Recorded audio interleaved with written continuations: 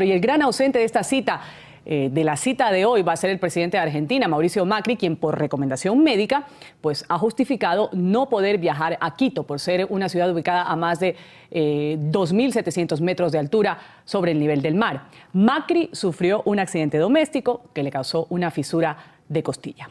Sin embargo, en representación de Macri va a asistir a la cumbre la vicepresidenta Gabriela Michetti, quien ha asegurado que va a insistir en denunciar al régimen de Venezuela por la violación de derechos humanos, pese a la advertencia que el propio Nicolás Maduro dio días antes del inicio de esta cumbre. Federico Juanto, periodista permanente de NTN 24 en Buenos Aires, tiene el reporte. Federico, un buen día. Adelante.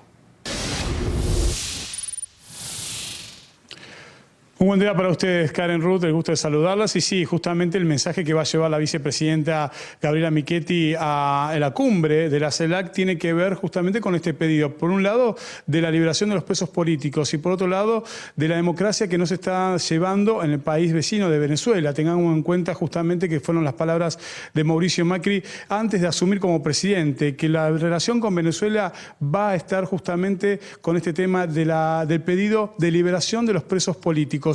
Pero antes de viajar, donde estuvo Gabriela Michetti fue en Chile, en una reunión que tuvo con la presidenta Bachelet. Y ella hizo comentarios que tienen que ver justamente con este viaje hacia la cumbre en Quito de la CELAC. Esto decía Gabriela Michetti. Sí, siempre que planteamos el tema pedimos la liberación de los presos políticos y obviamente Leopoldo López es uno de los más conocidos, de los más simbólicos, porque además su señora esposa ha sido muy militante de la defensa de sus derechos en todo el mundo, ¿no? Entonces queremos apoyar esa lucha. Vamos a mantener nuestra posición, no importa si el presidente Maduro tiene algo para decir, que lo diga, no hay problema, lo escucharemos, somos abiertos, somos personas que nos interesa escuchar a todos, pero nuestra posición en relación con los derechos humanos en Venezuela va a ser una posición que vamos a mantener en todas las reuniones internacionales y dentro del país. Karen Ruth, nosotros estamos con Roberto Bachmann, quien es analista político, justamente para que me cuente la importancia que tiene esta cumbre para la Argentina en temas socioeconómicos que se van a tratar. Muchas gracias por recibirnos, Roberto. Hola, ¿qué tal? ¿Cómo están? ¿Cómo están todos ustedes? Bueno, sí, esta es la cuarta cumbre de la CELAC, los países que componen la región de Latinoamérica y el Caribe, donde sí, se tratan más que nada temas socioeconómicos. Esto fue creado 4 años atrás.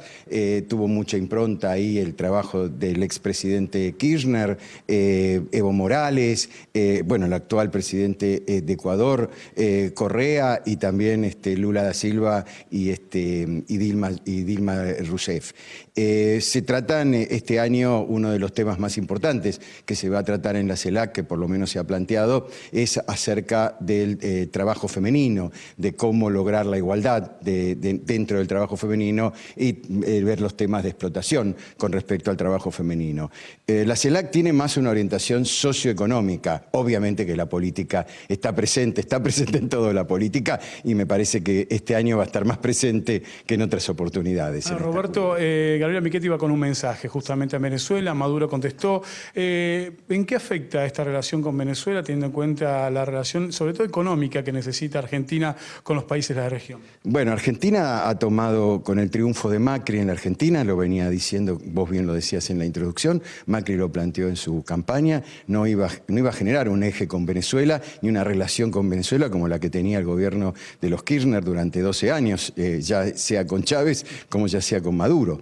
Tiene una fuerte oposición a Venezuela, al modelo venezolano.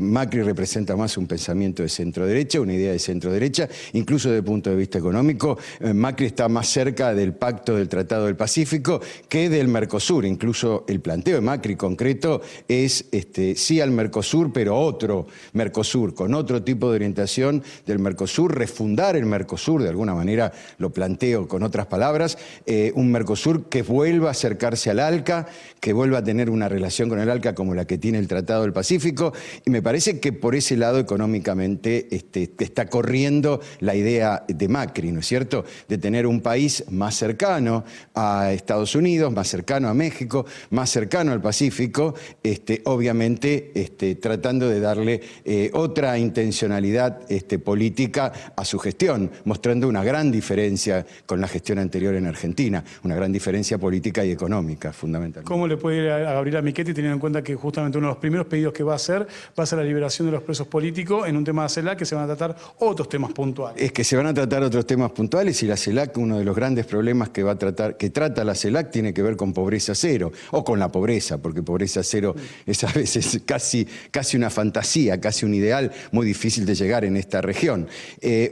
Una cumbre cuyo trabajo es, o cuya idea es tratar de evitar la pobreza, de trabajar para dar igualdades a todos los sectores, que tienen que ver más con este nuevo concepto de sustentabilidad y sus tres pactos, el pacto sociocultural, el pacto económico y el pacto ambiental, le va a dar una orientación mucho más política y que tiene que ver con, en este caso, el enfrentamiento que en el Mercosur va a seguir llevando adelante la Argentina frente a Venezuela, no solo por la economía, también por la política, y esto tiene que ver con los presos políticos. Ahora mismo se reúne en estos días la Argentina y Gabriela Michetti probablemente sea la que va a llevar adelante esa negociación con los representantes del Parlasur de Venezuela, que son los que ganaron la elección parlamentaria para tratar de correr de la presidencia de los parlamentarios del Parlasur a el ex canciller argentino Jorge Tayana. O sea, fíjense cómo la política está muy metida en todas estas maniobras que está haciendo el macrismo hacia el exterior, ¿no? En relaciones exteriores. Muy breve y rápidamente, siendo el abogado del diablo, ¿cree que Macri no viajó por un tema médico o porque no se quería encontrar con Maduro? Hay varios presidentes que no viajaron por temas médicos, no recomendable para cierta edad o para ciertas afecciones, la altura de Quito. La altura de Quito tampoco es de las grandes alturas, digamos. Yo he estado en Quito, creo que todos hemos pasado por Quito. No es una de las ciudades más agresivas con respecto a la altura, no es La Paz. De todas maneras, Macri acaba de viajar menos de una semana atrás a Davos, donde tuvo que viajar a más de esa altura con un avión y muchas horas. Probablemente sea una excusa. Esto es lo que dicen algunos políticos de la oposición argentina. Y también hay un corrimiento de la primera línea donde evidentemente la Argentina no va a querer exponer tanto a Macri en esta declaración, y Macri mucho tampoco tiene para decir de algunos temas que se van a discutir con otra orientación ideológica, donde van a tener fuerte presencia presidentes e ideologías más lejanas a Macri. Muchas gracias. No, gracias a ustedes.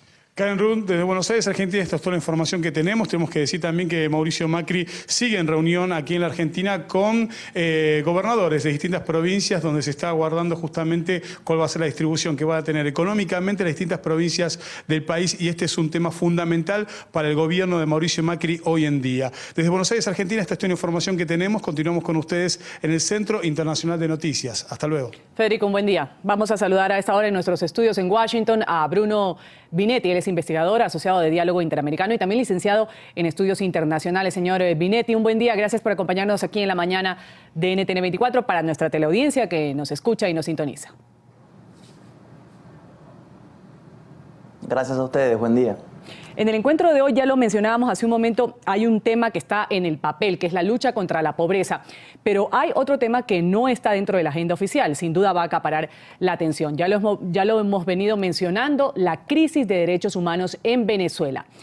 Esto en especial por el cambio de la geopolítica regional que presentó el triunfo de Macri en Argentina particularmente. La vicepresidenta ya ha dicho que ella va a volver a abogar por el respeto de los derechos humanos y la libertad de los presos políticos en Venezuela. ¿Qué podríamos esperar el día de hoy frente a esta solicitud?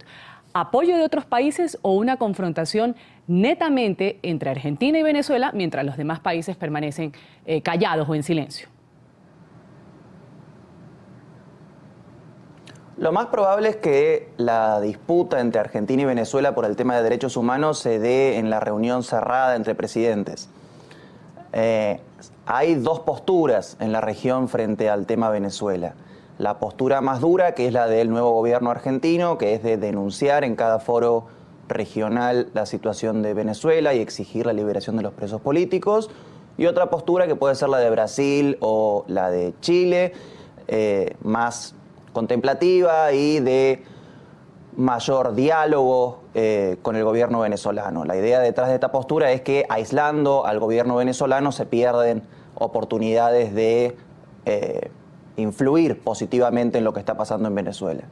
Lo que sí puede pasar es que a partir del triunfo de Macri en diciembre pasado en Argentina, la presión de Buenos Aires frente a estos temas sí le permita a algunos países, puede ser Uruguay, puede ser incluso el caso de Chile en el futuro, Colombia un poco más restringido, puede que algunos países se animen, por así decirlo, a reforzar un poco sus críticas a lo que está pasando en Venezuela. Pero en la cumbre no tendríamos que esperar un gran enfrentamiento, principalmente por la ausencia de Mauricio Macri. Ahora, está claro, señor Binetti, el poder que tiene Venezuela sobre muchos de los países miembros de la CELAC, en especial por el subsidio petrolero hacia naciones del Caribe, que representan una gran parte de este bloque. Algo que en muchas oportunidades se ha convertido en apoyo político. Sin embargo, también es cierto que la crisis económica por la que atraviesa Venezuela ha mermado, y eso no hay ninguna duda, la capacidad de su chequera petrolera y la forma en la que puede ser utilizada para ejercer presión política. Y vemos, por otro lado, a Argentina, que es la tercera mayor economía de la CELAC, que empieza a exigir que se cumplan algunos principios que están incluso dentro de la propia declaración de la CELAC, como es el respeto a los derechos humanos, el respeto a la voluntad popular, en especial refiriéndose hacia el tema de Venezuela. Le pregunto, porque hay países, por ejemplo, como usted lo comentaba, Chile, Paraguay, también tenemos, por ejemplo, Colombia, Brasil, países que no han marcado una postura clara sobre Venezuela. ¿Cree usted que hoy, con lo que está sucediendo en Venezuela, con lo que está sucediendo en la crisis económica también por la que atraviesa Brasil, habrá alguna diferencia? ¿Comienza realmente a modificarse el mapa geopolítico de la región?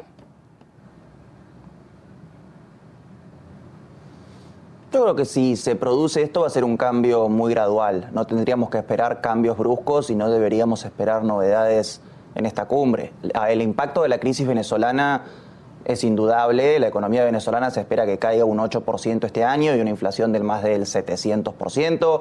El precio del barril de petróleo cayó fuertemente. La capacidad de influir en la región de Venezuela está muy reducida. Pero esto no significa que de un día para el otro la región y América Latina van a salir a denunciar fuertemente lo que está pasando en Venezuela. Yo creo que muchos países están apuntando a fomentar el diálogo y a mantenerse no neutrales, pero en una posición más expectante. De hecho, después de la cumbre de la CELAC, la canciller venezolana va a viajar a Brasil a reunirse con Dilma Rousseff, con lo cual la posición, a diferencia de lo que está haciendo Argentina, la posición de Brasil es de más contención de lo que está ocurriendo en Venezuela.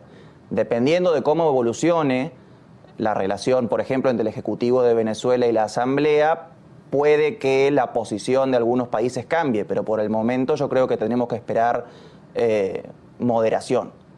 Ahora, ¿qué decir de esta propuesta que ha hecho el canciller de Ecuador, Ricardo Patiño, que bueno, ya ha sido mencionada por Hugo Chávez en anteriores oportunidades, decir que la CELAC, ojalá la CELAC logre reemplazar a la OEA?